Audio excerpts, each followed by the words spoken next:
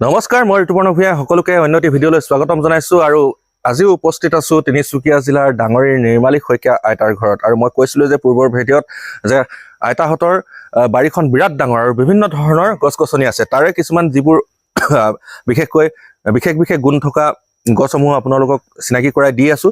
আৰু তাৰে ভিতৰত এজোপা হ'ল মণিছাল। এতিয়া বহুত ওখ আৰু মণিছাল বহুতে চিনি পায় আৰু মণিছালৰ সম্বন্ধ আজিৰ পৰা চাগে 30-40 বছৰমানৰ আগৰ মানুহখিনিয়ে গম পাব যে মণিছালৰ পৰা গুটিৰ পৰা চুলিও ধুৱে বুলি কয়।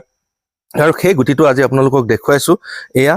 আৰু এই মণিছাল জোপাৰো চুলি ধোৱাৰ লগত সংগতি ৰাখি আৰু কিবা কিবি বহু ধৰণৰ ঔষধি গুণ আছে। কৈছোঁ যে বাৰীখনৰ ভিতৰলৈ প্ৰৱেশ কৰিবৰ কাৰণে অলপ অসুবিধা হৈছে, কিন্তু ইয়াৰ পৰা আপোনালোকক গছজোপা দেখুৱাইছোঁ যে বিৰাট ওখ গছ মৃণাল আছে। মৃণালে গছজোপা দেখুৱাইছে আৰু বহুতে এনেধৰণৰ যিহেতু উদ্ভিদসমূহৰ পৰা আমি লাভান্বিত হ'ব পাৰোঁ, সেয়েহে আমি উদ্ভিদসমূহ ৰোপণ কৰাৰ ক্ষেত্ৰত গুৰুত্ব দিব লাগে। আৰু কোনে কোনে এই মণিছাল গুটি সৰুতে ব্যৱহাৰ কৰিছিল বা মণিছালেৰে গা ধুইছিল, চুলি ধুইছিল, সেয়া আপোনালোকে কমেণ্ট কৰিবচোন। আৰু লগতে উল্লেখ কৰিছোঁ, ময়ো কিন্তু মণিছাল এজোপা ঘৰত ৰুইছিলোঁ, কিন্তু গুটি আজি দেখাৰ সৌভাগ্য হৈছে। আৰু এয়া মই ফালি চাওঁচোন আচলতে ভিতৰত গুটিটো কেনেকুৱা ধৰণৰ, আপোনালোকৰ কাৰণে এয়া কৰিছোঁ।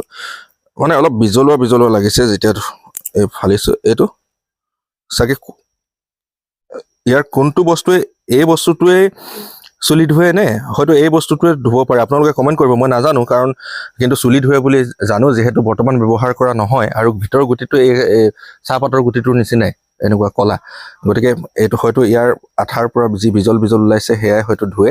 আপোনালোকে কমেণ্ট কৰিব। যিহেতু নজনাটো নাজানো বুলি কোৱাটো একো ডাঙৰ কথা নহয়, কিন্তু অন্য কি গুণ আছে আপোনালোকে এই ভিডিঅ'ৰ মাধ্যমেৰে জানি লওক। ভিডিঅ'টো শেষলৈকে চাই থাকক।